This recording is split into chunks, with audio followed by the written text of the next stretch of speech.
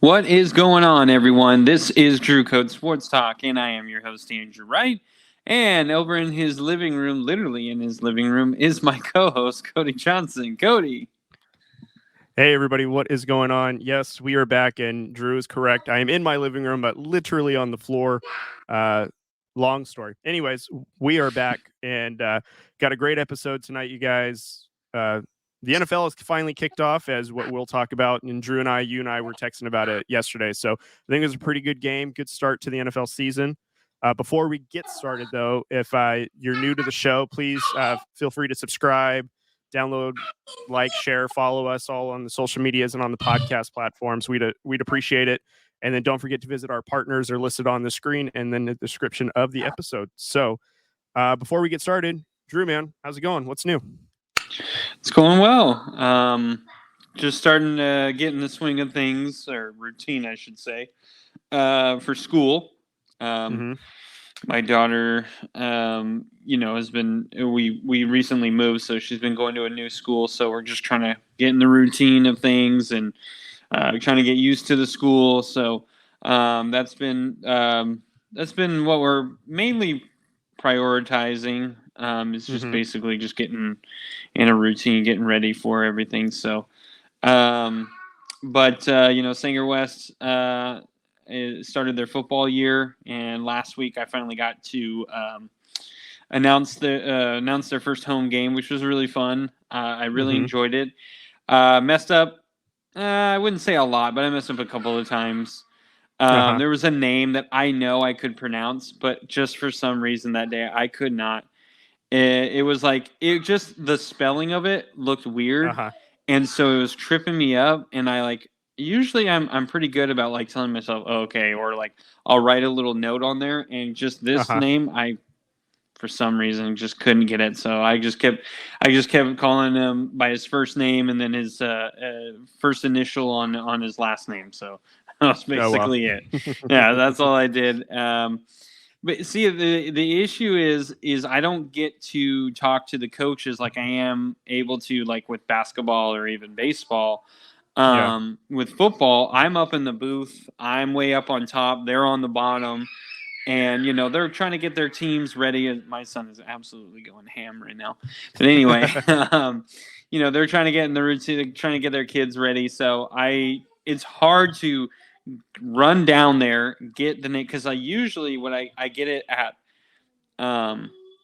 let's say JV is at 4:30, so I get it at 4:30, and then varsity it's like it's a lot quicker. Like the transition from JV to varsity is way quicker. So I have no time to like actually run down there and be like, hey, how do you pronounce this name? And it's a lot of names. It's not like they have really that many limits on who can be on the football team. So it's a tough one. That one I always feel weird about. I feel bad not being able to call all their names, but it happens. And we got some kinks out, but it was fun nonetheless. I wish they would have won that game, but they did play a lot better than they have last year. So that was really encouraging. Yeah. Well, how are you doing? Yeah, man? we've been transitioning for school too, like your daughter has with Nadia, and actually. Spoiler alert, we'll probably mention this later on in the show, but we actually had your fantasy draft at your house, and so we were all there for Labor Day I have weekend, the board up and still. we were able to host Nadia for a sleepover, which was fun, and we talked a lot of trash during the draft, which was a lot of fun as well. Yeah. But my wife has just been traveling like crazy, and I've been working like crazy, which is big reason why we haven't been able to do a Drew Code in a minute, but all in all, though, it's been pretty good. We've had just a ton of stuff happening, and you and I pretty much talk every day, and we're both getting over some little seasonal cold that has passed through. I don't know, both of our houses, I guess. So we passed it into your house because you took my daughter, and she was the one who was sick first. But she didn't. So that was the funny thing. You mentioned that she wasn't feeling well, and we're like, oh, she seemed fine. Like we took her swimming. She was just and all getting that stuff. over it. Yeah, and it was fine. And then on Tuesday, I woke up like I got hit by a bus, Yeah. And I had to work from home the next 2 days, and absolute misery. And I felt terrible because I haven't been able to go to the gym. And you and I are, of course, Marco Poloing and talking about how we're feeling weaker, not being able to go to the gym and work out. And getting up at 5 o'clock is just a lot harder than it used to be. But, all in all, just, living life and, trying to not be as busy so that way we have more time to hang out and stuff. So that's all. Yep. Unfortunately, my wife is still going through the sickness. I still have like a little bit of phlegm left. My son is still kind of going through it, but Nadia is definitely a whole lot better. So that's good. At least someone is starting to feel way better. Yeah. All right, Cody. Well, let's talk about it. The elephant in the room. Football's back, man. It's nice to be back. I'm in 3 leagues. I believe you're in 3 leagues as well, right? Yeah, I'm in only 3 leagues this year, which is rare because normally I'm in a lot more. Yeah, last year we were in 5. You and I had 2 teams together, and then I had a team with my brother-in-law, and then you and I were in a league, your league. Where you and I obviously were separate teams, and then my league, which again you and I are separate teams. So we had like 5 total leagues last year, and 4 of them you and I were in. So yeah, pretty much. How many? Hold on. So, quick question before we talk about football. Speaking of fantasy football, what's the most teams you've had in a fantasy season ever? Last year was 5. Yeah, really 5 yeah, is the most you've ever done. Yeah, usually it was okay. So for me, at least with the friends that I used to hang out with, or that I had in the past, I guess, not a lot of them are big sports fans, and if they are, we can't get enough people. Right. And so that's what's hard. Like I struggle still with fantasy baseball. Like no one ever wants to do fantasy baseball, so that's always that one's always very hard. But yeah, I don't really have a ton of people that I know that are like really into fantasy football, and if they are, maybe I just don't know them well enough for them to invite me, or they already have enough. So yeah, 5 was my max last year. What was yours? So in my entire time playing fantasy, and I'm going to include random leagues, like last year was probably the most leagues I joined where I knew everybody in all the leagues. But in a general fantasy season, I've had, I think the most fantasy teams I've ever had in one season I was managing was 12 at one point.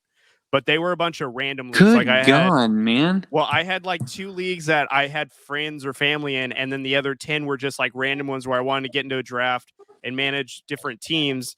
And I think this was like almost 10 years ago. I think I had like 10 or 12 fantasy teams, and they were spread out between NFL, ESPN, and Yahoo. And then last year was probably, I think I had a maximum of 6. We had the Sleeper League, we had the Yahoo League, we had 2 ESPN ones. I had 3 of them, plus our NFL League.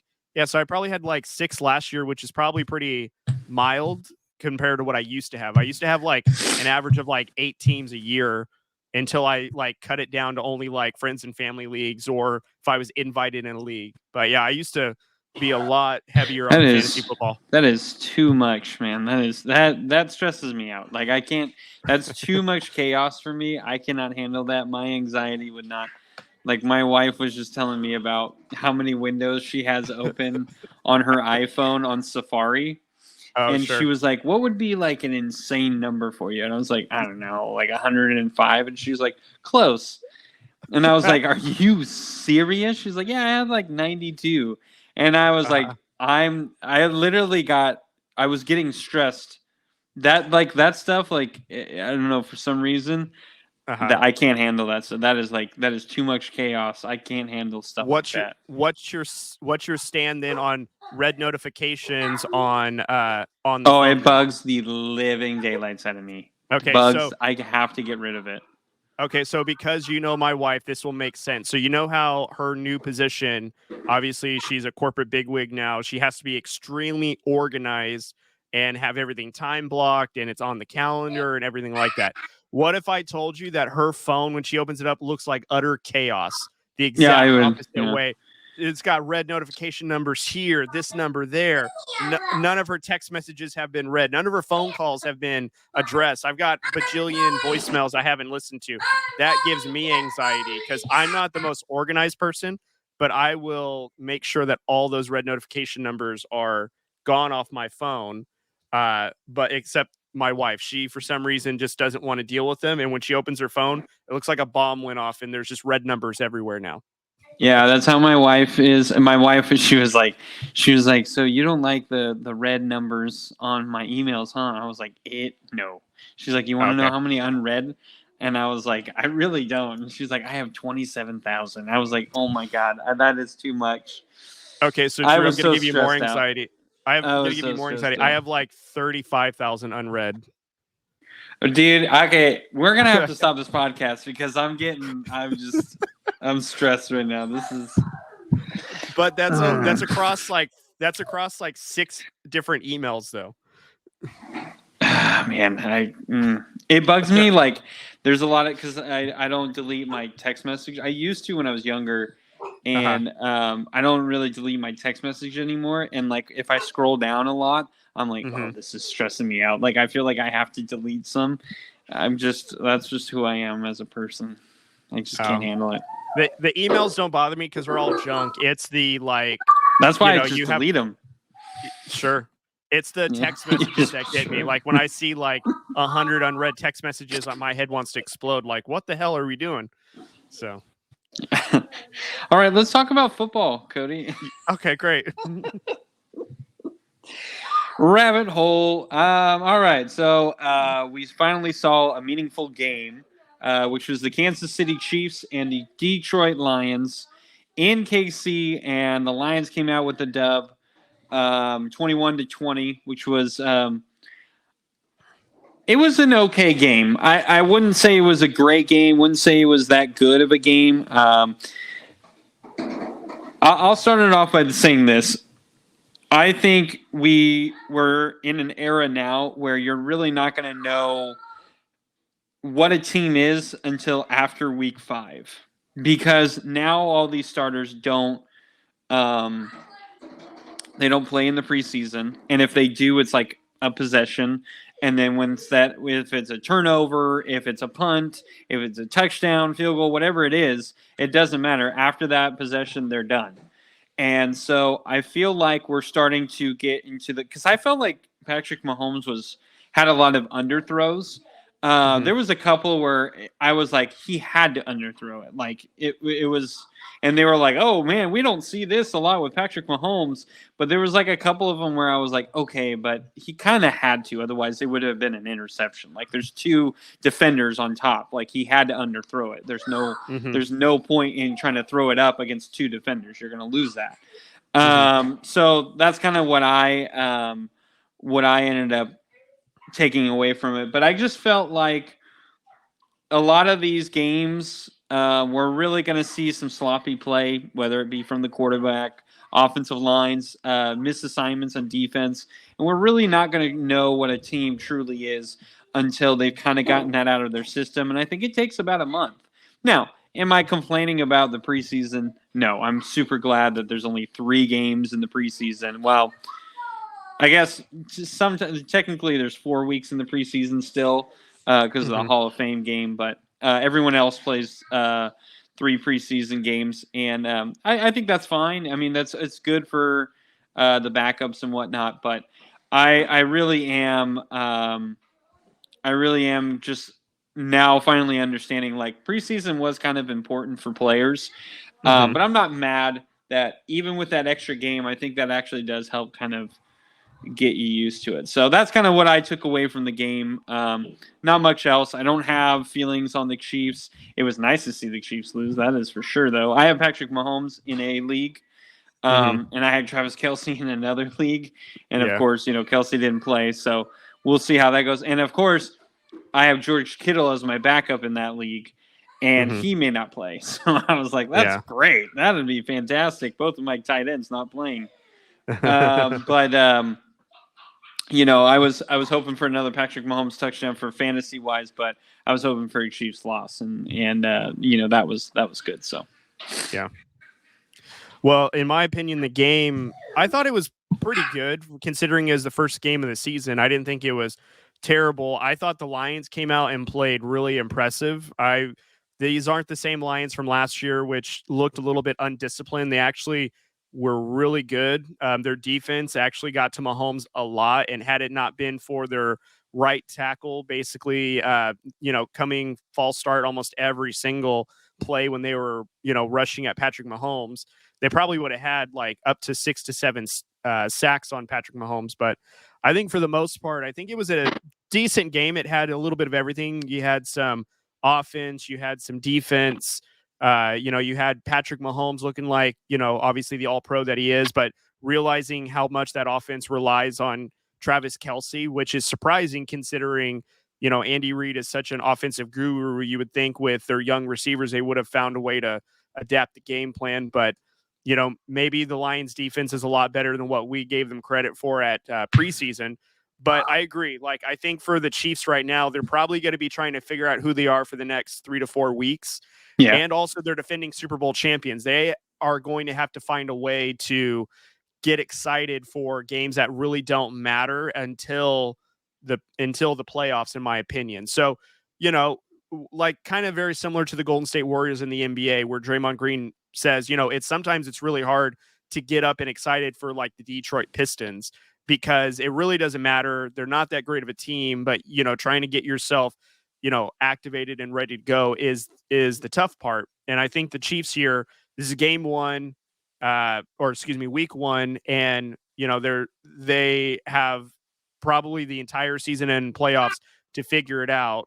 And losing one game in week 1 probably isn't going to mean anything. But when the end of the season comes and they're healthy, obviously is the main part. And I think too, this is probably the first game that the Chiefs had where you can tell they really needed like a big play receiver to kind of offset Travis Kelce. Yeah. And, again, we'll see the adjustments. I'm sure Kadarius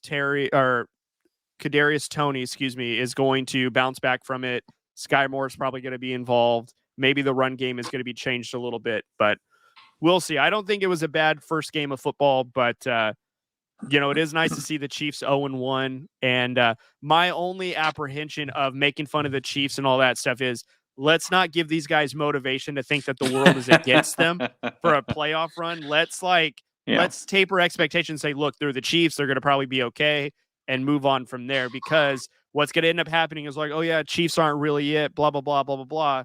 And then what's going to happen is Patrick Mahomes is going to be ignited. Travis Kelce is going to come back even more on fire. And this team is going to be really hard to stop when they are, feeling like their backs against the wall, which is essentially what the years that they've won their Super Bowl have been like, is when they felt like they were the underdogs, when truthfully they're the favorites. Yeah. This just kind of like shows you that the Chiefs should have, well, in my opinion, the Chiefs should have gone after some sort of, maybe not necessarily a veteran receiver, but someone who has some season to them. Juju Smith-Schuster, who was with them last year. I know he was probably asking for a lot, and they obviously don't want to give that to him. And I understand that. Like, I get it from a business perspective. I wouldn't have paid Juju Smith-Schuster that money. So I don't blame him for saying, nah, we're good. But now you kind of understand the importance of, okay, maybe we had to pay at least one receiver, besides Travis Kelce. And then, the other receiver I was thinking about is like, maybe they should have gone for Odell Beckham. Odell Beckham might have been a pretty decent fit. He's a veteran guy who wants to win. And he's a great route runner. I mean, I feel like Odell Beckham is still very underrated on his route running ability, just because, he's struggled with injuries, which it's kind of crazy. But, Odell Beckham is still a really good receiver. That's why he was kind of sought out by a lot of teams. So this is just, to me, showed that the Chiefs really should have done a little bit more to try and get a receiver. Kadarius Toney was terrible. Like, I get why they have him on the team, and he's going to bounce back. He'll be fine. But that was so bad. It was so bad. I was just watching, and I was just like, this guy is in his head. Because, like, after the interception, the one where it went directly through his hands, like, to his helmet. I saw a picture on Twitter that really put that pass in perspective. I mean, he's there. He's got the triangle. He's got his hands on the football, and it was kind of an angle where Patrick, like from behind, where Patrick Mahomes like threw it, and it was like the ball. The picture was right when he had the ball in his hands, and they're like, this ball ended up being an interception, and you're like, that is terrible. Yeah, like it literally hit him exactly where you want it. The cross one, listen, I know a lot of people are going to be like, well, that's a receiver, and of course those two didn't know who was going to get what, but you're a professional. Like, you have to be ready for anything. If that person doesn't know his assignment, you got to be ready to catch it. Like, you just got to be ready, and he wasn't. He dropped one that was just, breadbasket. All he had to do was bring it in, and he just completely lost it. I just really feel like he was in his head, and hopefully he'll bounce back. But the other thing that was really weird, at least to me, was not only did Kadarius Toney have a not so good. Well, let's just be honest. It was an awful game for him. I think Sky Moore was not as good as well. I think he was borderline bad to me. I know he had a few catches, but Sky Moore, there was a couple of times where they were like, I don't know. Maybe I'm a little too hard on receivers because, I played receiver in high school, and I was always taught that you put your hand on the ball, you catch it. Like, you can't blame the quarterback. You can't blame the defender. You can't blame, well, it's not what I was looking for. It's not where I wanted it. No, you got to come down with it. And I think kind of playing baseball too kind of puts that in your mindset as well. Like, you got to go at it at the right angle, and that's you just got to do it. Now, sometimes guys just hit it where you're not, and that happens a lot. But at the same time, if you have the ability to catch it, or there's a way where you could have caught it, it eats at you for a while. So I felt like there was a lot of passes that they were saying are kind of overthrown. You don't see this with Patrick Mahomes, but I felt like he put his hands on it and he didn't come down with it. And it's not like he only had like fingertips on it. Like, he literally had his hands on it. He just had to jump up a little higher, and he couldn't come down with it. And I didn't think he had a really good game at all. So no one was really helping him other than the backup tight ends, ironically. And Clyde Edwards-Helaire was kind of revived in this game a little bit. He was kind of having a decent game. But yeah, I just feel like the Chiefs didn't do anything justice, and that's why I'm coming away from this game going, I didn't learn much about the Chiefs other than Travis Kelce is important, but you're not going to have those games again where Sky Moore and Kadarius Toney both are going to be just almost unplayable in that game. And I think the Lions did okay, but I didn't think they played great either. I thought they were really sloppy, and they let the Chiefs continue to stay in the game. I don't think it was mainly – I think their defense did play a lot better than what I think a lot of people thought. But the Chiefs, I think, could have really moved the football. They just really never got the momentum going. So, not much to learn about other than, glad the Lions came out with the win. And, the Chiefs obviously need Travis Kelce. That's what I learned. Yeah, pretty much. All right, Cody. Well, let's get into the divisions. We've been gone for a few weeks, of course. Mainly my fault. Football, girls basketball practice has already started, so I've been over there. Been doing a little bit of work as well, and then homework and just everything. So unfortunately, we haven't really been able to record as much as we want to. Yeah, and pretty soon you're going to be flying to the Middle East to accomplish world peace soon with how busy your schedule is. So. Yeah, I would hope so. That'll never happen. No one will listen to me. Anyway, so let's talk about. So we haven't done the AFC, NFC East, or the AFC, NFC West. So Okay. we're going to try and cram all 4 of those divisions today, and talk about who we think. So we're going to try and rush through this a little bit. So we're sorry we're not taking as much time, but obviously the season already started. Luckily, we already did the NFC North. So we really can't lie about, I had the Chiefs winning, or I had the Chiefs losing in this game. I knew it. So you can check tape. I had the Lions losing. I'm not afraid to say it. So we're going to keep the records the same. So here we go. Do you want to start with East, and do you want to start with AFC or NFC? Let's go with East, and we'll start with AFC. AFC. Okay. AFC East to start. I was looking at East, and I was like, okay, yeah, and I almost started with NFC East. All right, AFC East. So, I'll go from 1 to 4 here. Okay. So first and number 1, I have at 11-6 the Buffalo Bills. Okay. At number 2, I have the Miami Dolphins at 11-6. Okay. I have 3 at the New York Jets at 11-6. What the heck? And I had at 4 the New England Patriots at 7-10. 11-6, a 3-way tie for first. Is that what you're telling me? Kind of, yeah. I didn't like it either. I don't agree with it, but you know what? I'm gonna go with it. It sucks because I kind of got stuck on some of them that I had already picked that they, won or lost. Oh, sure. And, I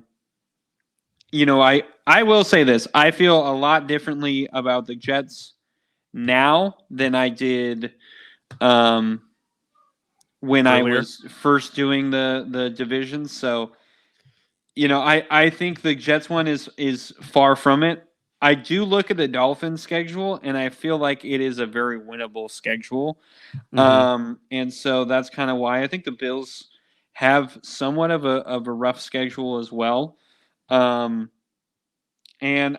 as much as I'm not a huge fan of the Patriots, I actually think, in my opinion, I think they might be worse than 7-10. But I was kind of looking at the schedule, and I'm kind of like, I could see them winning some of these like random games or losing some of the games that they probably should. But it's Bill Belichick. It's hard for me to just be like, oh, they're going to be the worst team, because they're not. I mean, Bill Belichick does not have the worst teams. It just doesn't happen. Watch now, he's going to be the worst. But anyway, all right. I just that's kind of how my feeling was on AFC East. But I do think the Bills will come out on top. Dolphins will be second. And then Jets third and Patriots 4. Okay. So, okay. All right. Gotcha. All right. So here's mine. I'm going 1 to 4 as well.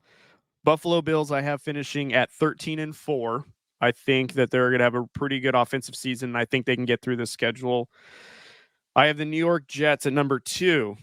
I have them finishing 12-5. I think that they're going to be a really good football team with Aaron Rodgers. And I was watching a little bit of the Hard Knocks. Mm-hmm. They got a really good team. It's going to be really hard to beat this team now that they have an actual legitimate quarterback and legit weapons. So, number 3, I have the Miami Dolphins at 10-7. I do think that their success is hinging on Tua, if he can stay healthy. And also, too, if this defense can hold it together. So we'll see. I mean, they were a hot team to start last season, and they fell off short. We'll see if they can be hot all season, but I have them finishing 10-7 in third place. New England Patriots, I'm not so high on. I think that they have a lot to work on, especially offensively. I have them at 5-12. So I think their defense will be respectable because Bill Belichick is a defensive coach. But I know that they brought back Bill O'Brien as the OC in place of Matt Pritchard, which is great, or Matt Patricia. And I just think that they have a lot of questionable positions that they need to address, like tight end, receiver. Mac Jones is a good quarterback, but how's that offensive line is my question. And then their defense is probably going to be on the field a lot. So again, I have them finishing at 5-12 in the AFC East. All right. I will say this. I'll kind of push back on the Jets just because I really am worried about that offensive line. Like, Aaron, I think, I mean, I listen to Colin Cowherd, as I say ad nauseum a lot, but, he did bring up a really good point that Aaron Rodgers, his whole career has been in Green Bay, and they've never had a bad offensive line. Like, they're always a really good offensive line team. So Aaron Rodgers, not only is he older now, so he's not going to move as much. He's had injuries. Now he's got to get that ball out quicker with guys that, yes, he has been working on the offseason, so that is a plus. But with guys who he doesn't know that well yet. I mean, he still is getting to know a lot of these guys. So I do worry about that offensive line. And also, they do face a lot of teams with really good pass rushers. Buffalo in their division, they face them twice. They have Von Miller. That's, I mean, at least one sack in both, in both of those, or he'll have 2 sacks in both of those games. Yeah. They face Dallas, Micah Parsons, the Dolphins twice, Bradley Chubb, guys like that you're seeing constantly on this schedule. And that's what makes me a little bit nervous. Like, even Washington, even though I think I have the Jets winning the game against Washington, Chase Young, I mean, that guy he's healthy. Yeah. I mean, he's got a really good motor, and he's really talented. So I do worry about that a little bit. So that's kind of why I didn't have them up so high. But I mean, obviously I have them in a winning record, and I think I do have them in the playoffs. But I am a little worried about the Jets. I don't think I put them as 11-6. I would say I think I'm wrong on that one. I think they're going to have less wins. I think maybe 9 or 10 wins would probably be a better one, but I'm going to stick with it since I already did it, and I don't want to have to go back and change things. Sure. Well, I mean, I think the addition with Dalvin Cook, Breece Hall's coming back. I mean, I get that their offensive line needs some work, but I will say too that it's a young line. It's average. I wouldn't say it's above average. It's average. I think though that if they can play with confidence, they could at least keep the pocket clean long enough for Aaron Rodgers to make a decision with the football. And he's a very good decision maker. Like, him and Garrett Wilson are already on a pretty good page. And, you have Alan Lazard, who he already has a really good rapport with. So I just think that yes, you're right that, he hasn't spent a lot of time with them because he was in Green Bay for his entire career up until now. But I think additionally, too, is Aaron Rodgers is doing something that he hasn't done before, which is actually bonding with his younger teammates and being a role model, a mentor, and getting involved in the building process, which we haven't seen Aaron Rodgers or known Aaron Rodgers to do. And I think him doing that in a new place with a coach like Zavala, I think is terrific. So I do have high expectations for them because they also have a fantastic defense. And I think offensively, they can put pressure on some of these defenses because they will probably get that ball out quicker than people think. Like, they're really good about running the quick action screens or, dumping it off to a running back. I do think that'll open up and change a lot of the pressure. Does that mean that Aaron Rodgers won't get sacked every now and again? No, but I think that they could be creative enough to create space for him. And plus, he's still mobile. Like, yes, he's nearly 40, but he is still very mobile for his age as the quarterback, and that's what he's been known for in his career. So I think that they will be okay, but I agree, though, their line is average at best. So that's probably the linchpin in this entire thing. So and I don't want people to think like I don't think they're going to. I mean, they're going to score. They're going to score a lot. No, but I just think there are going to be. We heard you. You said that they were going to be dog water. Everyone on this program heard it. Yeah, that's what I said. Yeah, like I think they would even struggle against the Raiders. Like, and it's in Las Vegas. Like, Max Crosby, he wreaks havoc. So I look at a lot of the teams like. There's a lot of pass rush. I mean, in Cleveland, Myles Garrett. I mean, that's scary as well. So, I mean, these are some games that I think that they can win, but I also do think there's a moment where they need that big moment, and he gets sacked, and it's like that kind of was where what we needed to do to push it over the edge. So, I can see some wins slipping away from them just because. Just because of that offensive line. So that's all I'm saying. All right, let's move on to the NFC East then. All right. Why don't you start it off? All right. I'll go 1-4 again, since that's the pattern we took on the last one. So, number 1, I've got the Philadelphia Eagles finishing at a 12-5 record. I have the Cowboys finishing number 2 at 9-8. And I have the New York Giants finishing 8-9 at number 3. And then the Washington Commanders, unfortunately, I have them at 6-11. What did you have the Eagles at? I'm sorry.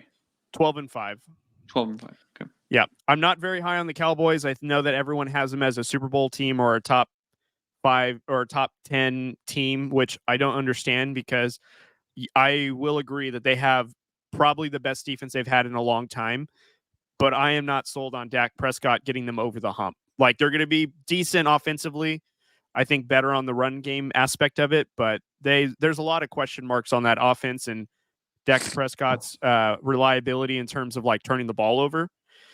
And I'm actually kind of disappointed I only have the Giants at 8-9. I actually was starting to get won over by like what they did in the offseason with their defense, and I actually feel like I need to switch the Cowboys and the Giants records, because I feel like the Giants are going to be a tougher team than I'm actually giving them credit for on their record. But that's what I have. I was going to say, you're a little low on the Giants, in my opinion. Yeah, I mean, not by much, but I'm a little surprised. I will say, so I did finish this like a month ago, because I was working. Yeah, that's true. That's true. I was working an overnight shift and I had time to do it. And at the time, this was before the Giants had made certain moves, like getting Isaiah Simmons, which I think is huge. So if I had that information, I probably would say they would probably be a 10-7 team. But for now, I'm just going to stick with what I wrote down, 8-9. I'll live with it, third place. But yeah, for sure, Eagles are taking this division. I think they're arguably the best team in football, just in general. Like, they are going to be a special team. And I think if they had any more motivation to play to get back to the Super Bowl, this is one of those years, because they're intact, healthy, defense arguably better, and I can't wait to see what they look like. So, I'm a little lower on the Eagles than you are. I just kind of feel like, I know everyone, I've said this many times, but I kind of think like Super Bowl hangover type deal, like they're going to kind of take a step back a little bit. I think they're still going to be number 1. So I have the Eagles at 1 at 10-7. I can see how that could become 12-5. So I'm not saying, you're wrong here. I do see them. I could see how they can get wins. Basically, my thought was this: I'm going to have every team in every division split games with their division. Like, I'm just going to get an automatic, because I don't think there's teams that are bad enough to be 0-17. And I also don't think there's going to be there's good enough teams to be 17-0. So I just was like, I'm going to split that down the middle and then, look at the other schedule. So I think in some ways that might have hurt me a little bit. I think in the Eagles, like, I could see them sweeping Washington.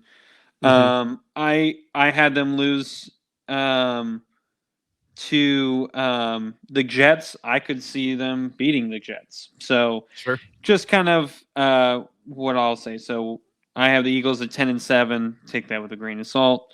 I have the Giants. See, now I'm a little higher than you. I have them at 2.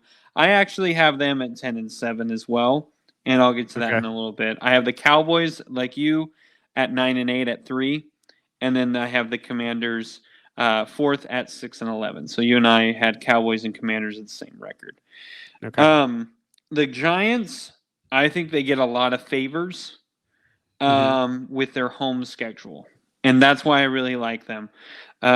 They face Arizona in Arizona, but I think the Giants could win that one.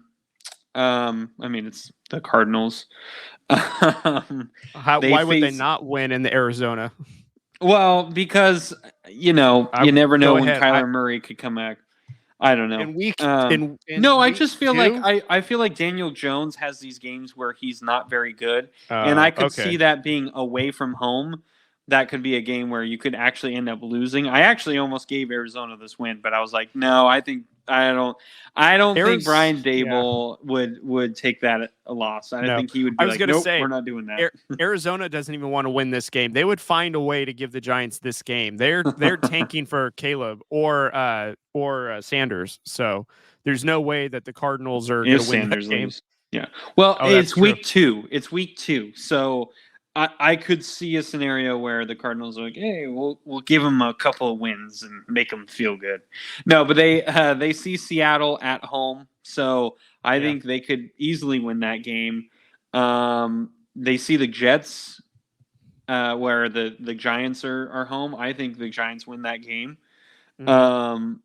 They see the Patriots at home, the Packers at home, and the Rams, and then Eagles to finish it off. So I think it's a very winnable schedule for the Giants. I actually don't think it's as tough as I thought it was going to be. And that's kind of why I was a little surprised. So that's why I had the Giants so high. Again, I could see a possibility of 8-9, but I think this team is too good to be below 500, really. Yeah. I think that's all we have on the NFC East. It sounds like we don't have any other feelings on that. No, I have some feelings about you putting the Eagles at 10-7. You're really hung up on the Super Bowl hangover thing, huh? Yeah. I think their away schedule is pretty tough, though, too. They go to Seattle. I think that's a very winnable game for Seattle. They go to KC. I think that's a winnable game for KC. They have to go to the Jets. I think the Jets could win that game. And then I have at Rams. I think that one I would actually probably switch, if I'm being honest, and probably they face New England at New England. So I think these are some games that could be losses for the Eagles. And I know everyone keeps saying, like, this is a great team, and you know, they are. I'm not saying that. I have them first in the division, but I also don't think – I think after this past year, people have tape on them. So now offensive coordinators are going to know how to attack this defense, and defensive coordinators are going to know how to attack this offense. I'm not saying they're going to be able to slow them down. I still have them, like I said, I still have them winning the division, but I also do think this division is pretty tough as well. I don't think it's as easy as what the Eagles had last year. So that's why I see them taking a step back record-wise, but I think they're still going to be a very, very good team. I don't know. 10-7 just seems kind of like a backhanded compliment to them. That's fine. Right. No problem. All right. Before we go to the West, let's go to the NFC West, and then we'll end it on our favorite division. Okay. All right. Kick us off. Hear my paper rustling around here. So at 1, I have the San Francisco 49ers at 12-5. I have at number 2, I have the Seattle Seahawks at 10-7. At 3, I have the Los Angeles Rams at 8-9. And at 4, I have the Arizona Cardinals at 4-13. Wow. You're really high on the Cardinals. Yes. Okay. 4 huge ones. Yeah. So again, I'm going to remind everyone that I did this over a month ago. So if with all the information I know now, I wish I would have changed it. No, it does. I'm going to stick with it. I just want that asterisk on there. So that way, if I lose, there's an asterisk so it doesn't count. Here, you want me to mark that here? Yeah. Okay, so San Fran, I have them obviously taking the division number 1 at 13-4. I really think that they're going to be a very good team in the NFC. The Rams, this is where, okay, I wish I can do this over again. I have the Rams number 2 at 8-9. I'm not high on them, but now with Cooper Kupp basically going on the IR, they're probably going to be one of the worst teams in the league, but it is what it is. I have them 8-9, second place in this division. And then I have the Seahawks number 3 at 8-9. I am a little apprehensive about their play last year. I want to see if Geno Smith can duplicate it. I know that he had a really good season as a first-year starter in Seattle. I want to see if he can do that. Yeah. And also, too, this defense is pretty young. I want to see if they can put it together. I imagine they'll be really good, but I want to see how Geno Smith reacts to second year in this offense.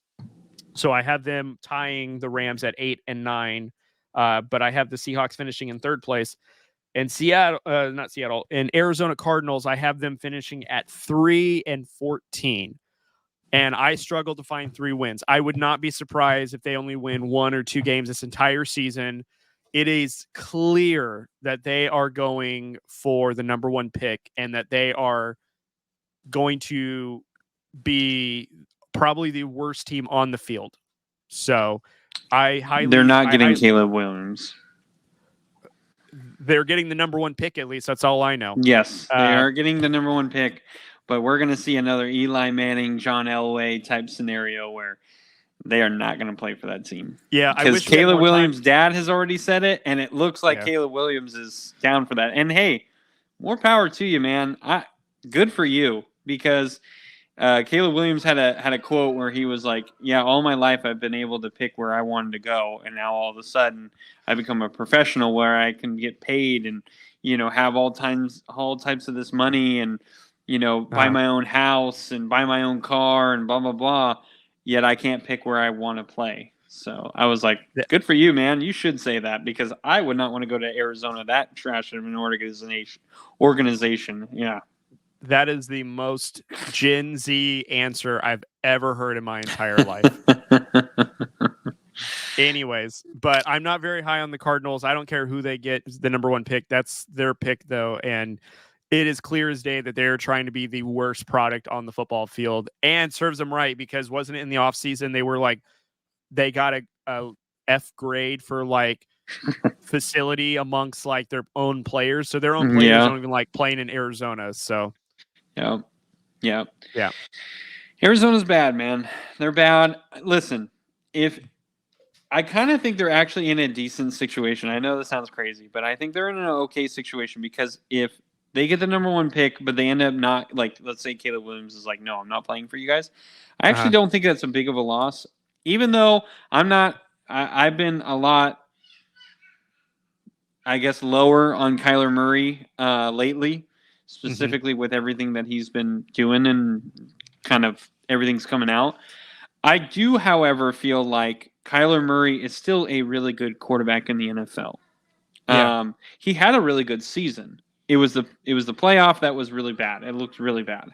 Right. And then obviously last year, with the injury and all that. So I don't think Arizona is in a absolute crap situation. I do think they have a situation where they can still build this team and still have a quarterback. Right. And so that's kind of what I feel like. So I will say it by that, but at least this year it's not good. Arizona has nothing going for them, unfortunately. I mean, James Conner, I feel bad for the guy because he's such a talented running back. I mean, they did the in-season Hard Knocks last year, and like the story about James Conner and stuff, you really root for the guy, and unfortunately, it's just really in a bad situation. Yeah, and he went from Pittsburgh, where they're so successful every single year. Now he's in Arizona, where they were successful, and now they're not. Yeah. Well, and I was telling you this on Marco Polo, not to go down another rabbit hole, but about Kyler Murray. I think he is a very good quarterback. I think, though, that he was drafted into a very immature organization with how it was ran by the GM and the head coach. I truly think that really stumped his development and his maturity into the league, because I really feel like had he been with like an organization that knew what they were doing to help him kind of grow up, so to speak, we wouldn't be having question marks about like, is he mature enough? Does he study his playbook, or any of these other stories that have come out recently? And there wouldn't be this question mark if he should be still the franchise quarterback. But, again, I think that Kyler Murray's in the situation where he got drafted into a poor situation. And now with their development, he's now on the back end of it of like, well, you should be at this point. And he's probably not there quite yet.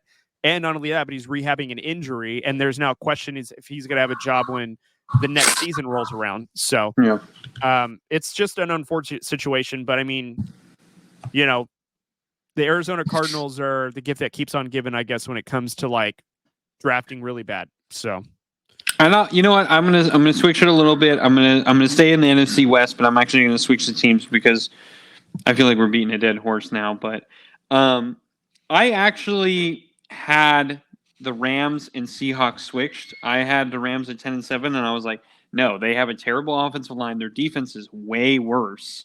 Mm-hmm. And I had the Seahawks at 8-9, like you did. So I see how you got there because their away schedule is really tough. Yeah. They face Detroit in Detroit, the Giants in New York, the Bengals in Cincinnati, the Ravens in Baltimore, the Rams, obviously the Rams and Niners and Cardinals. But they face Dallas in Dallas. They face Tennessee in Tennessee. So it's a tough schedule. But I was like, there's no way. I like the Seahawks way too much, and I'm really low on the Rams this year. I think 8-9, giving Rams 8-9 is actually kind of generous, to be perfectly honest. But I think they actually have somewhat of a favorable schedule at home, and I think they can win some games that maybe they shouldn't. If Matthew Stafford is healthy, which can be a big if, and if Cooper Kupp can be healthy. I know he's starting on the IR, and he'll be back week 5. But if he can be healthy the rest of the year, they can win some games that are pretty good. And Cam Akers, I felt like really looked good at the end of the year last year. Yeah. So even behind a not so great offensive line. So I really do think that the Rams can get something, but there's no way you can get worse on defense and be, better. I don't see it.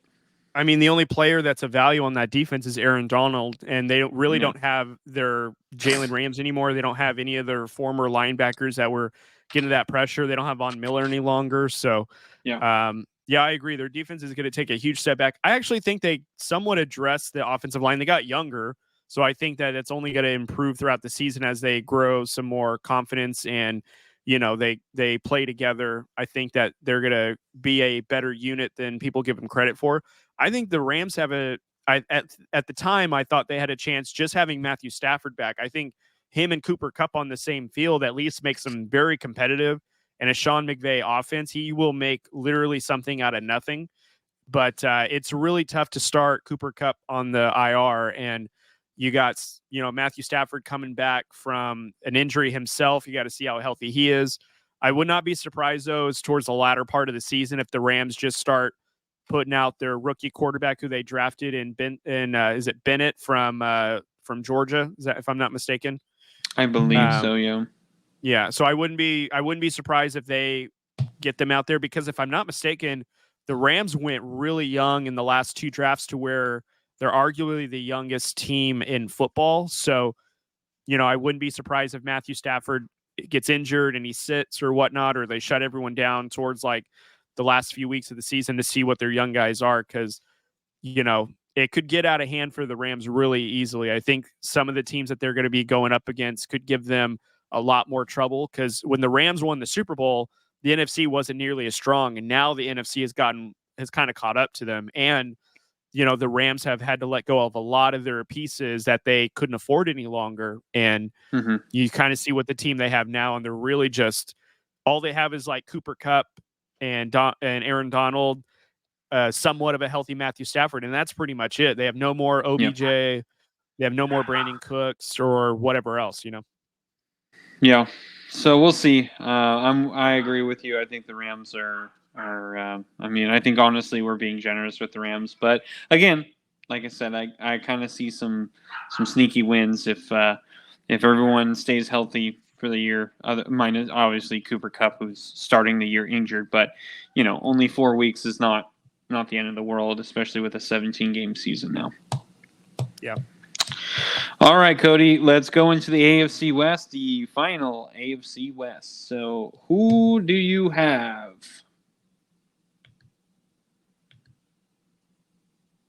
Oh, you're muted. There we go. Is that better? Papa, you gotta unmute that microphone button. You don't just click when you want to talk. How's that? Is that better? Yes. Am I back now? Okay. So, all right, to our favorite division. So sorry, but Grandpa had to touch the wrong button. And now literally everybody's in the living room because, of course, they are. Hey. Yeah, exactly. Okay. What? So, yeah. So I'll go 1 to 4 as we've been doing. I have the Kansas City Chiefs at 14-3. Again, I did this about a month Woo. ago. Yes, I know. Well, remember, Even then, man, a month ago, that's still wow. well, okay. Okay. Here's the logic. They have a bunch of young receivers that are gonna probably take a step forward with the experience in an Andy Reid offense with Travis Kelce. I figured that It's just defense was going to be much irony. improved. Irony of the Well, first I game. didn't get a tattoo like Nick Wright did though on First Things Oh First. my I don't know if you God. saw that video, but Yeah. anyways, I have the Chiefs at 14-3.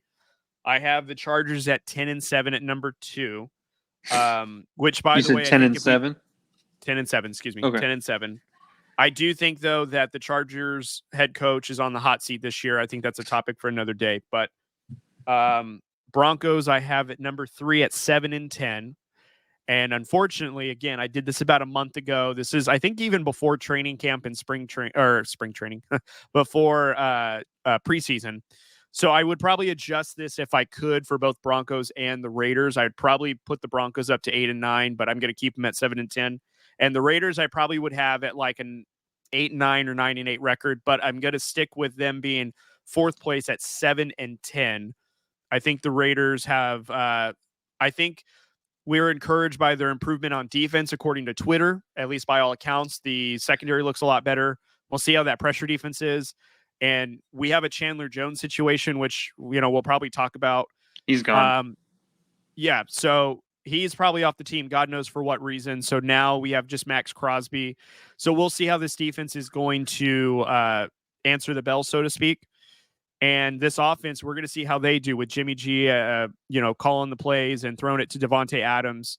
I think it's going to be I think the team is going to look a little bit better just because it's second year in McDaniel's offense, but I don't know if they're quite of a playoff team or a wild card team quite yet. I want to taper expectations because I'm seeing a lot of excitement on Twitter, and I just want to be realistic about those expectations. I'm not trying to, be so high on them to where our hearts are broken, because I honestly, like, if we look at how they've done things in their roster, there may be a 500 team if we give them the benefit of the doubt on every game. I don't know if they're going to be a threat in the AFC West. I don't know if they're going to be a threat in the AFC, but so far right now, I just have them at a 7-10 record in 4th place in the West. It's unfortunate, but I mean, we'll see. You got a Jimmy Garoppolo who we don't know if he's going to remain healthy. We have some weapons that we got to wonder about. Hopefully Josh Jacobs comes back into form as he was last year, even though he missed the entire offseason. So we shall see. All right. Well, here it goes. So I actually changed the Broncos when I originally did it. I just okay. I think they can win here, lose here, and then I count it up. I don't really look at the record until like later, and I probably need to figure out a different way because like I have teams that are way higher. Like the Broncos, I had them. I ended up with 11-6, and I was like, I don't believe that at all. Wow. So I changed it. No, I changed it. Okay. Don't worry. I don't believe that, and so I changed it. I still think I'm being kind of generous, but I do feel like they benefit a lot from a home, a lot of their home games that they get. So, and I pretty much have them losing most of their away games except for like a couple. So, so I have the Kansas City Chiefs at 1 at 12-5. Again, I did have them beating Detroit. Of course, they didn't now, but it doesn't matter. I still will stick with 12-5. I think that's fair enough. Now I have the Los Angeles Chargers at 2 at 11-6. I have the Denver Broncos at 3 at 9-8. And then I have our Las Vegas Raiders at 4 with 6-11 record. Wow. Okay. Yeah, I want to almost ask you more about the Raiders, but we pretty much have talked about what their issues are, at least from our perspective and whatnot. But Yeah, I mean, I think that what's unfortunate too is this West Division almost has taken a step back from last year's hype, at least what we all thought of that. And now it's almost like a subpar division. I don't want to say it's like the worst division in football, but outside there's just so much disparity between the Chiefs compared to the other three teams. I mean, the Chargers are even kind of a closer competitor than what the Broncos and Raiders are. And even with Sean Payton, I'm not sure if the Broncos offense can sustain not like having Jerry Jeudy as their number one receiver, you know? Yeah. I have no problem with talking about the Raiders because we can talk about their problems all day. Obviously, the Chandler Jones thing. I do think their defense is not better. I think it's the same. I know everyone, if you go on Raider Nation Twitter, they're like, this defense is going to be really sneaky. Listen, I think their secondary might be somewhat better. I do agree with that. But we still have 0 linebackers who I trust, who I don't think are very good at covering. We have Max Crosby, of course, and I thought we were going to have Chandler Jones, and I did think Chandler Jones was going to have a good year, and then we drafted Tyree Wilson. So I thought Tyree Wilson would really learn from Chandler Jones, and he would get to, come into the game slowly and eventually, have that transition at some point in time, maybe not this year. But, that's kind of what I thought going into the season. Now with this whole Chandler Jones thing, I got to be honest with you, man. I'm not even worried about the defense or the offense. It's more, I'm worried about what is Josh McDaniels doing, because guys do not want to play for him. Josh Jacobs had a problem with him. Jimmy Garoppolo, the whole situation with that was wild. The only reason Jimmy Garoppolo wants to play with him is because he's played with him in the past. That's the only reason we were talking about Tom Brady. They weren't even going after Aaron Rodgers. And Aaron Rodgers was like, okay, that's fine. Fine, I don't care. Devontae Adams was having an issue during this offseason with what was going on. He didn't agree with it. The whole Derek Carr situation. Derek Carr now wanted to leave, and he seems way more happier in New Orleans. Now Chandler Jones doesn't want to be there. To me, there is a common denominator, and that common denominator is our head coach. Since he's gotten here, we've had nothing but more turmoil. I mean, we can also talk about, when John Gruden was here, there was some controversy, but it was guys making bad decisions. Damon Arnett, Henry Ruggs III, guys making bad decisions. Now, there were some bad draft picks, of course. Yeah. And, we're not going to deny that. But I think there's been just as many bad draft picks so far from this new regime, and just nothing but turmoil and nothing progressing. At least with John Gruden, we were actually kind of progressing. Like, it looked slow, but we were getting better. That offense was way better towards the end. And then, of course, his emails had a leak, and we had an issue. we had to go through that. So, I mean, I'm not saying there's never turmoil with any other coach we've ever had. But what I'm saying is the coach that we do currently have, there is nothing but turmoil, and nothing has gotten better. Everything seems to be getting worse. I feel like we have a worse quarterback in Jimmy Garoppolo, and I know everyone's darling right now is Aiden O'Connell and the Raider Nation. Listen, he looked great in preseason. Not going to deny it. Yeah. Let's be real. It's against secondary guys. He has not had the experience with the first team guys, and we don't know how he would look in Josh McDaniels' offense other than preseason. And we always do this where, the backup quarterback, he looks really good. And like Jarrett Stidham, he had a great first game, no question. His second game, would we also say that was great? Probably not. So there's something going on, and it's making me real nervous, and that's why I'm even lower on the Raiders than I thought I was going to be. And I even told my wife, I said, I don't know what the line is I don't know what the Vegas line is on wins, under over wins for the Raiders, but if it's at like 5.5, I might take the under. Uh-huh. If it's 6.5, I'm definitely taking the under because I really think this is a lot of turmoil.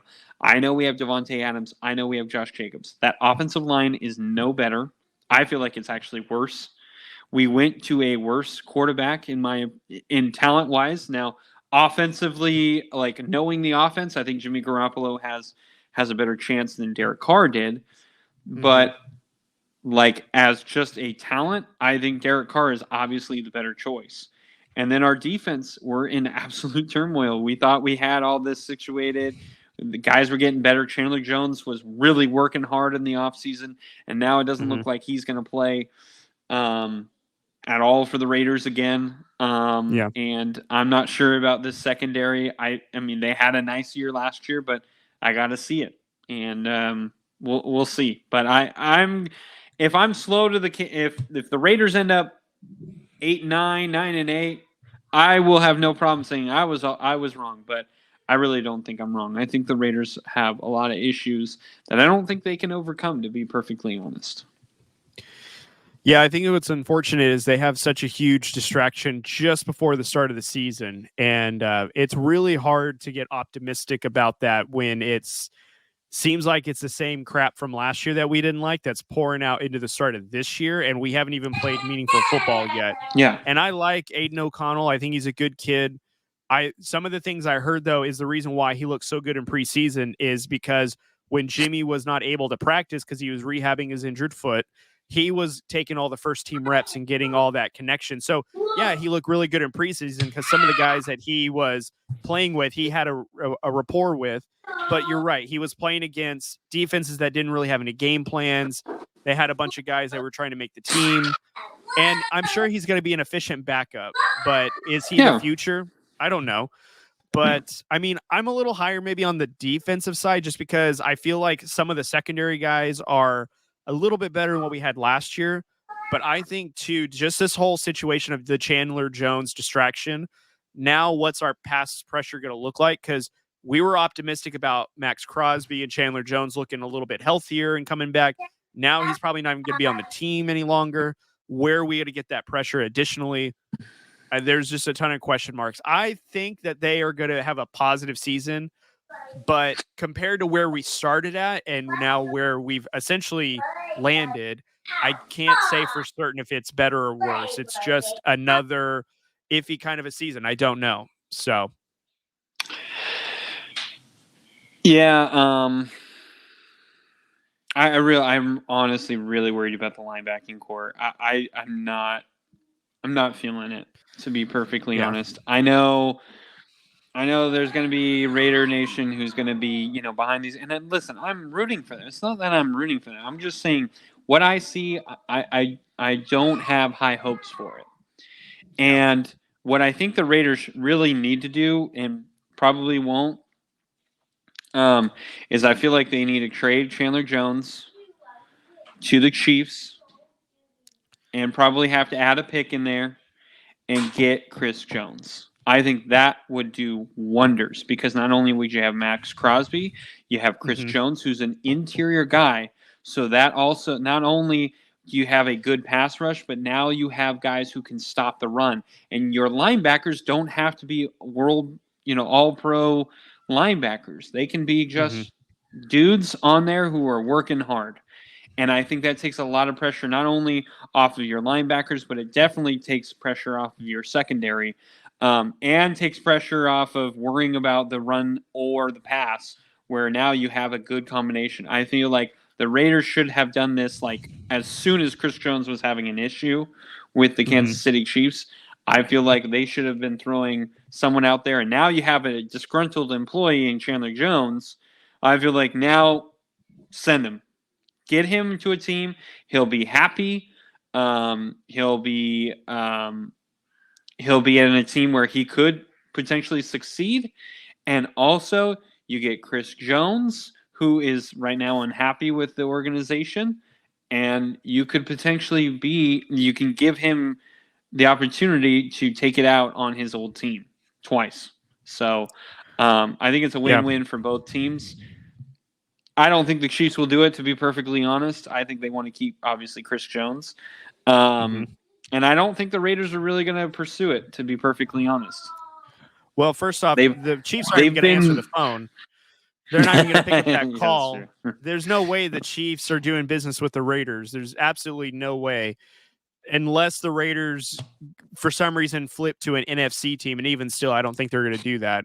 We have a better shot at getting Aaron Donald than we would Chris Jones from the Chiefs, unfortunately. So I think that sounds great. I'm imagining we probably will deal, Chandler Jones eventually. We might even outright waive him and not even trade him. That's another Should scenario trade him back to Arizona. Yeah. I was trying to look it up, but I couldn't remember if Yannick Ngakoue has been signed. I thought he was, but I was trying to see like what team signed him or if he's even available because he was a great defensive end for us. I wouldn't mind if he's open to it, to bringing him back, but I feel like he got signed by a team already, and I don't remember if he is available or not. But regardless, though, Chandler Jones is probably not going to play another snap for the Raiders. Chiefs are not picking up the phone to even entertain nowhere near a trade offer from the Raiders. We'll probably he was signed by the Bears. Okay, yeah, the Bears ain't trading him for nothing. Yeah. So it's probably it. Like, we are probably just going to roll with Max Crosby, who can get home, and we'll see what happens. I mean, I feel like we got depth, but we just don't have the quality of pressure that we were hoping to have, Yeah. So. I think you and I feel pretty good about everyone else. I mean, I think we believe. Listen. I'll talk about the Chargers here. I think the Chargers are actually a lot better. I know a lot of people look at the Chargers and go, well, Brandon Staley's still the head coach, but I do think they upgraded an offensive coordinator in Kellen Moore, and I like to think that I have insider knowledge on Kellen Moore. I really don't, but I watched him since college because he was a quarterback at Boise State, so. We're obviously from Fresno, so we used to see Kellen Moore. We saw Kellen Moore 4 straight years against Fresno State. Yeah. So he is a bright young man. He is, God, I sounded old right there. He is really, really intelligent he knows where to go with the ball. He knows the feeling of the game. He's just always, I remember him. It's funny because he actually faced off with Derek Carr. When Derek Carr was at Fresno State. So that's how young he is. Like he could be playing right now. I think he's he never had the best arm or anything, but he was very accurate. And again, he was very smart. And that's what made him so dangerous. I think this is going to be a huge upgrade for Justin Herbert. I think their offensive line is solid. I actually think Austin Eckler, this is the one thing I'll say negatively to the Chargers. I actually don't think Austin Eckler is going to have as good of a year as a lot of people think. I think they're going to do a lot of the dual back because that's what Kellen Moore did in Dallas. And I mean, we could argue, yeah, well, Zeke Elliott, he was starting to lose it. But listen, he did it all the time. Even before we thought Ezekiel Elliott was really losing it, he was still doing it. So I do actually think that Austin Eckler, I think he'll be good. I think he'll be a good, especially if you're listen to this and going like, oh, fantasy wise, I think he'll be good. I just don't think he's going to be as good as what everyone thinks. I don't think he's going to be a top 5 player in fantasy. I do think he'll be, maybe towards the top in running backs, but I wouldn't say he's going to be a top 5 fantasy player this year. So that's what I would say. If Keenan Allen and Mike Williams can stay healthy, this is going to be a really scary team because Keenan Allen is a possession guy. Mike Williams is the guy who can take the top off. And Gerald Everett's another possession guy that they have at tight end. So, and then they just got this new rookie kid. I can't think of his name. I think his last name is Johnson. That kid is Quentin Johnston. Quentin Johnston, excuse me. So he looks really good as well. So I really think that this is going to be more of an air raid type offense more than a,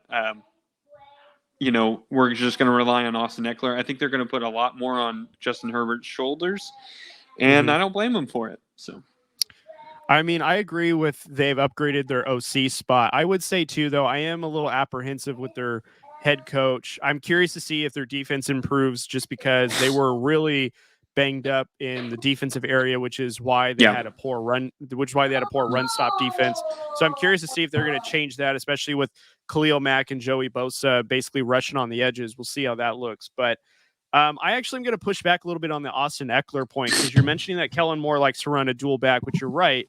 But I think the problem is you're putting Ezekiel Elliott and Austin Eckler in the same category, and I think Austin Eckler is going to be more of the Tony Pollard, who was that change of pace, that pass catcher, who was the one that really changed how that defense is going to scheme for, whether Austin Eckler is getting the ball or not. Because I can't imagine that with Kellen Moore coming in, they're not going to completely still utilize Austin Eckler. And I mean, maybe they won't have him on the field for 300 carries or whatever, but I still feel like he's going to be a really good workhorse. He's absolutely their best running back on the team. And I feel like he's only going to open up more lanes for him now that there's Kellen Moore, who likes to air it out. And my fear is that even though that the Chargers have Keenan Allen and Mike Williams, who are kind of injury prone, let's say, now you have Quentin Johnston, and you have what was his name? Palmer, I think, was one of their receivers that they relied on, who was actually really lengthy and had really good hands.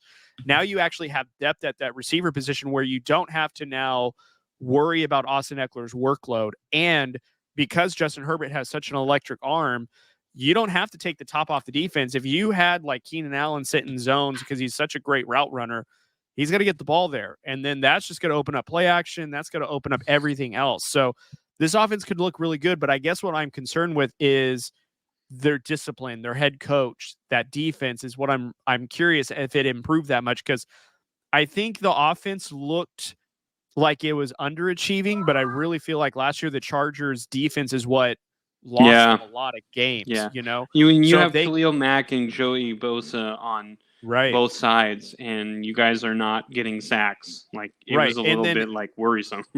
When they lost in the wild card game to the Jaguars, they necessarily didn't lose because their offense wasn't able to put up points.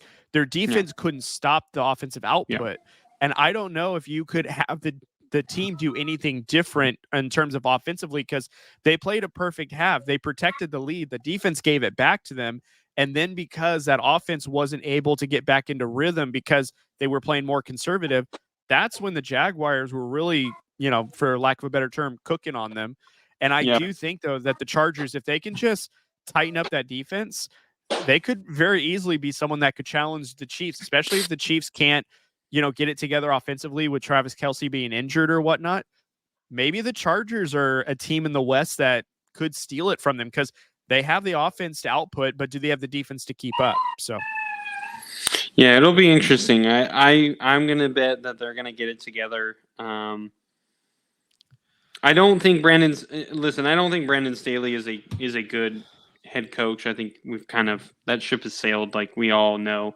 But I do think what he has done, or what the team has done very smartly, is surround him with really good or above average or great coordinators or assistant coaches. I am with you on the defensive side. I think that's still a little bit worrisome, but I think this offense is going to be even more explosive, and I think that's going to take a lot of pressure off of that defense, which is actually going to help that defense. And I think this Chargers team is going to be scary. And I agree with you. I think they're going to utilize Austin Eckler, but I also do think they're going to rest him a lot more than what people think they're going to, because they do want to save him, because he's a guy who constantly gets injured and is banged up by, the end of the year towards the playoffs, and they really need him. So I think he's going to be, I don't want to say underutilized, but I think he's going to be used quite a bit less.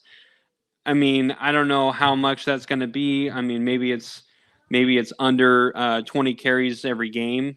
But I think the reason he's so good is his catching ability is why he's going to be on the field more times than not. But I do think they actually really like their backup running backs, and that's why I do feel like they're going to be okay with sitting Austin Eckler for, a few snaps in a row, and then, send him out there for a couple and then take him out and, just kind of switch off here and there and give some other guys some chances because they don't want to pay Austin Eckler, and that could become a problem towards this year as well. So we'll see what happens, but that's just kind of why I'm a little low on Eckler. But I like I said, I think he'll still be probably top 5 running back. Top 5 fantasy player. I'm not there. Yeah, I think that's a different argument. Speaking of fantasy, are you excited for the drafts that we just had and for fantasy football season to basically get full throttle come Sunday? I'm not as excited.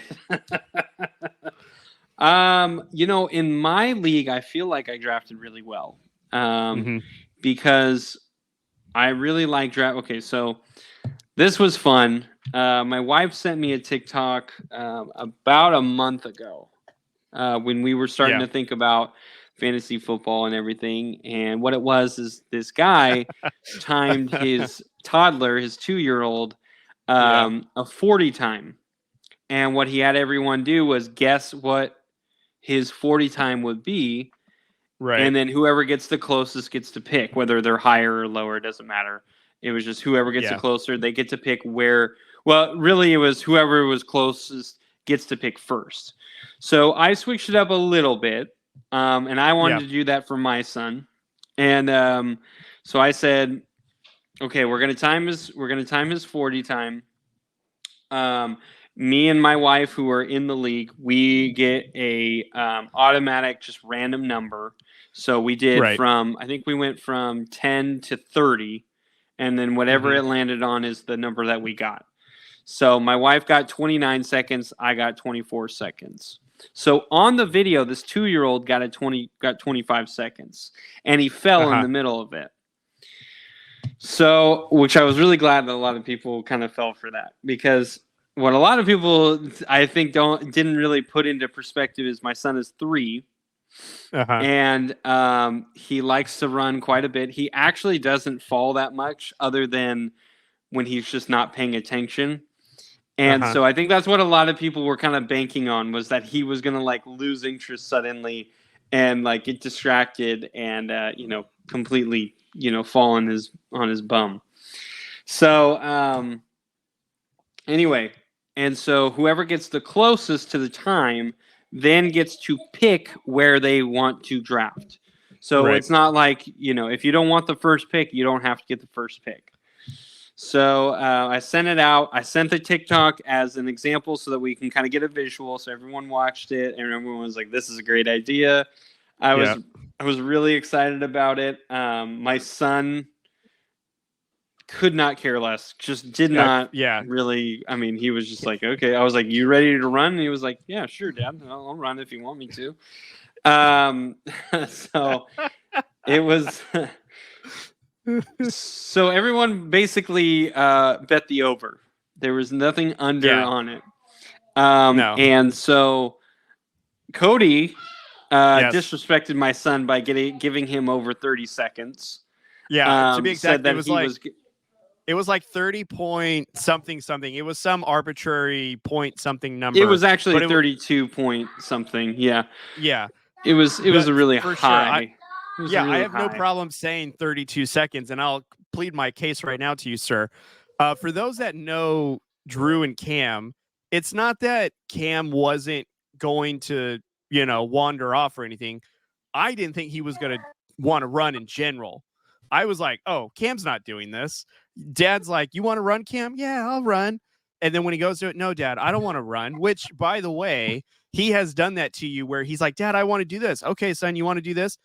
No, never mind. So I was like, oh, he's going to run half of this, give up, and just walk the rest. Like 32 seconds, whatever.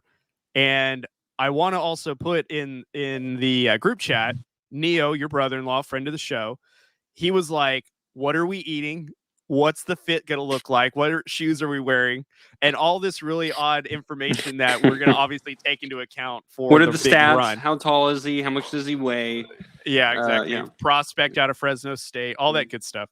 So, yes, but I will put myself on Front Street. I have no problem saying it. I had him at 32 seconds, and I was I was almost like, and actually, the very first text I sent out is there a DNF option? It did not finish option. And I was vindicated because your father-in-law, Bobby, shout out Bobby, goes, I thought the exact same thing. I was like, he's not doing this. And so I felt vindicated, but like, I wasn't the only one that thought this. Your father-in-law thought the same thing. Like, Cam's not running this thing. And to our delight, he did run it. Yeah. And we were all very proud of him. And what was his time, Dad? So I'll say this. We got so technical, like I got so into this that I had my daughter, who actually stayed home sick, go outside with me to measure how like actual 40 yards from where we're gonna end. Yeah.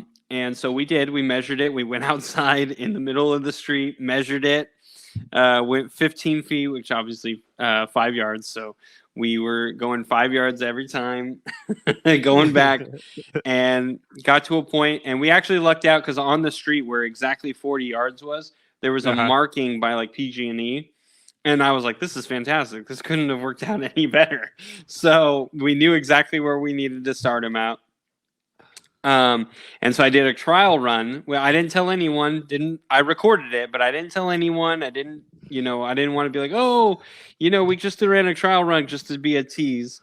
I did it, and he was in his Crocs. He was, I'm pretty sure he had already pee-peed his diaper, and he ran in 19 seconds, and I was like, oh my God.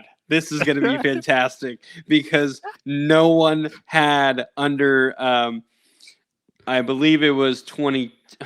It might have been 22 seconds. No. I had 24. I was second. Oh, okay.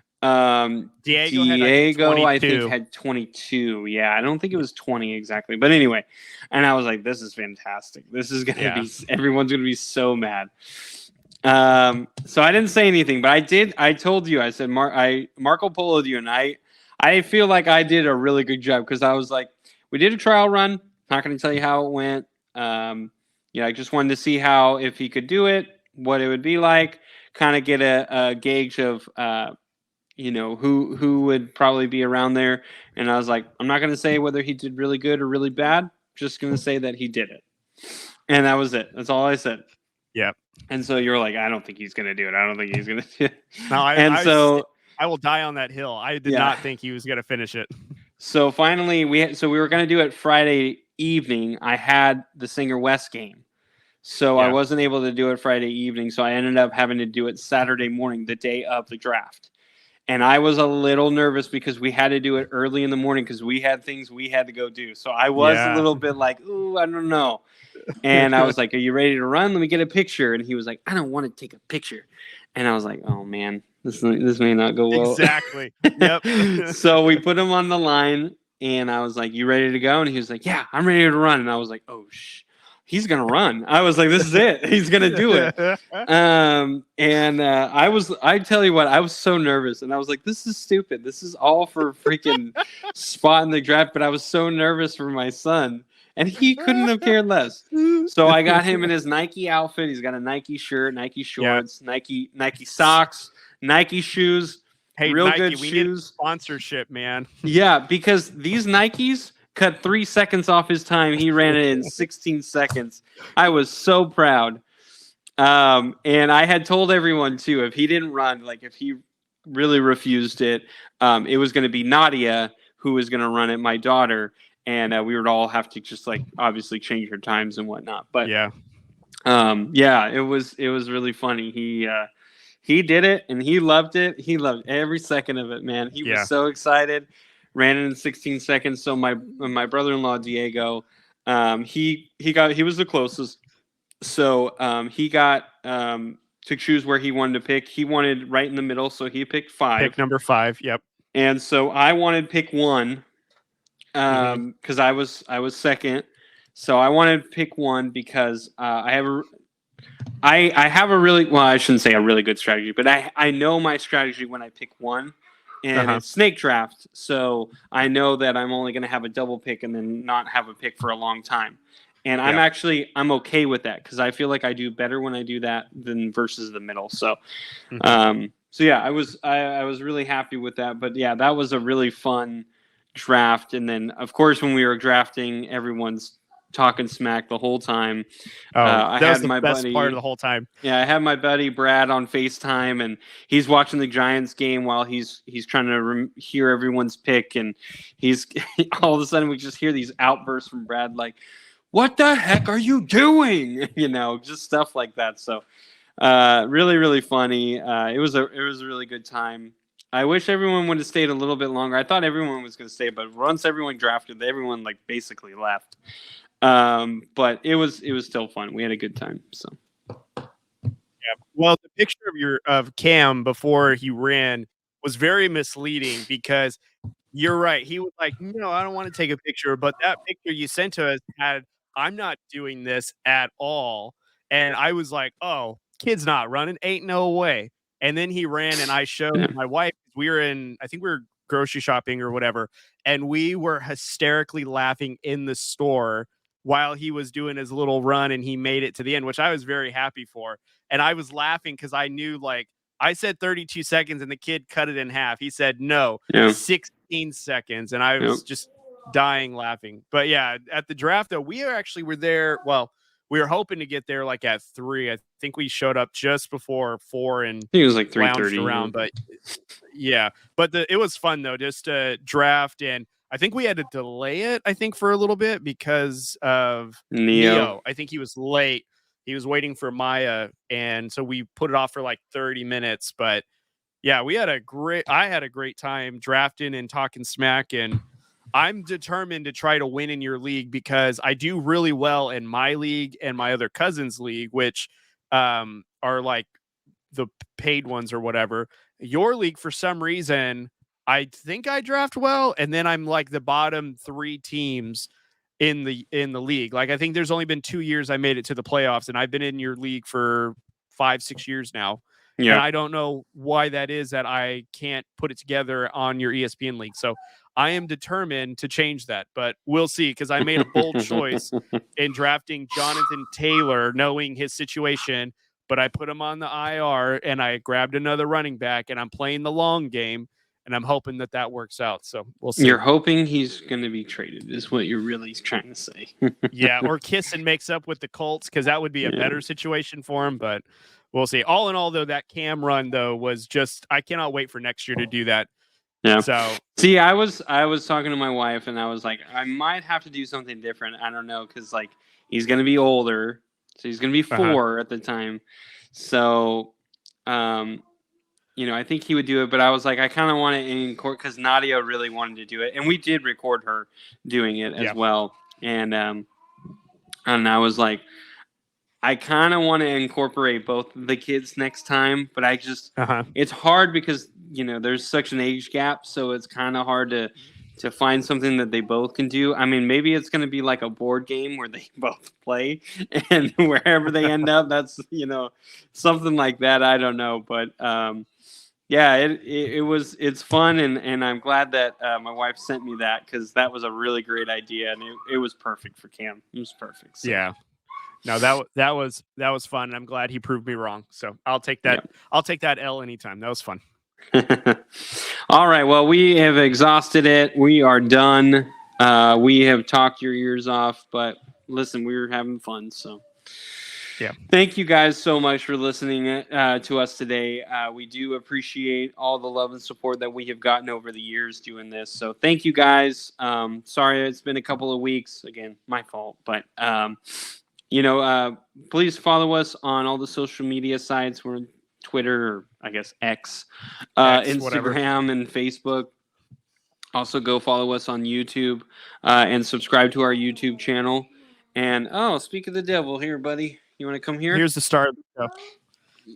You want to tell everyone how fast you ran? Do you remember how fast you ran? How fast did you run? Do you remember? I don't know. You see. 16. You don't know. Yeah, 16. 16? It was 16 seconds. Say 16 seconds, suckers. Yeah.